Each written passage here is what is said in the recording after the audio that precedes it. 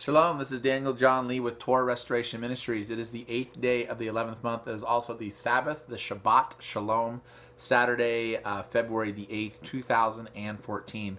I had an email sent to me from a good friend of mine in Switzerland that wanted to know the nuts and bolts of how to figure out the monthly new moons, the new moons every month. And so I'm going to demonstrate that today.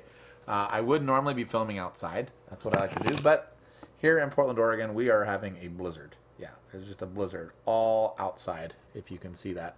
Snow is just everywhere, so hallelujah. Anyway, so we're here at a website that I'm going to provide in the description portion of this video. It's timeanddate.com. And here we see the moon phases for Salem, Oregon, which is near where I live. I live in Portland, about an hour north of here. But we don't want Salem, Oregon. What we want is Jerusalem, Israel.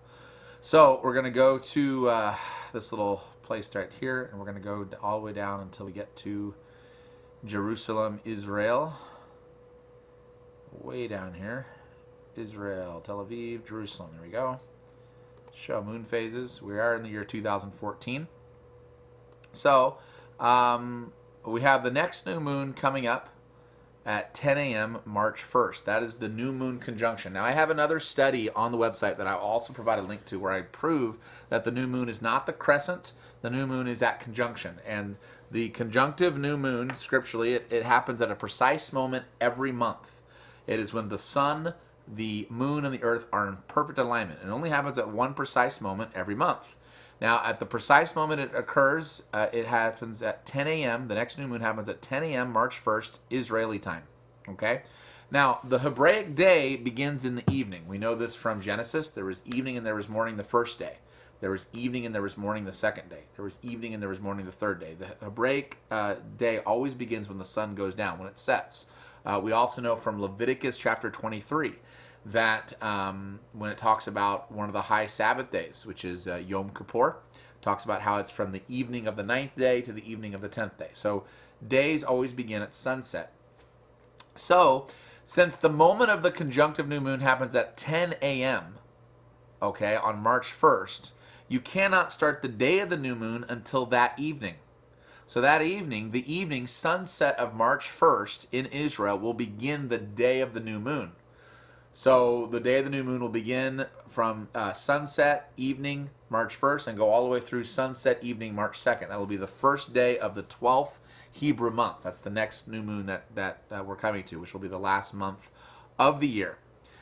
So that's how you figure that out. Now let's go to the next new moon, which will be the new year. It'll be the first new moon of the first month for the next Hebrew year scripturally. The next one happens at 9:45 p.m. at night on March the 30th in Israel. That's when the new moon occurs. So again, it's already sunset, so the day has already begun.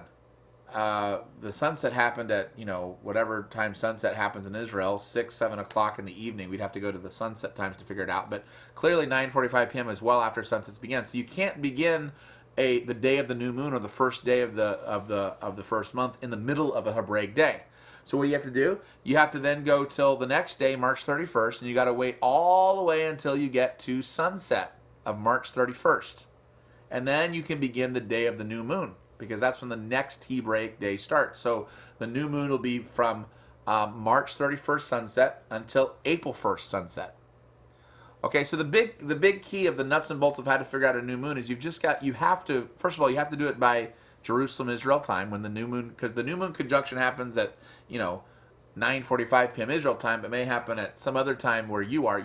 You got to go by Israel time. You got to go by Israel's new moon, when that conjunction happens in Israel, and then you wait till the following sunset, and that's when the new moon begins, wherever you are across the world. So the new moon begins that sunset as the sun goes down March 31st in Israel, and then of course the sun will go down in successive time zones as you keep going west from Israel on.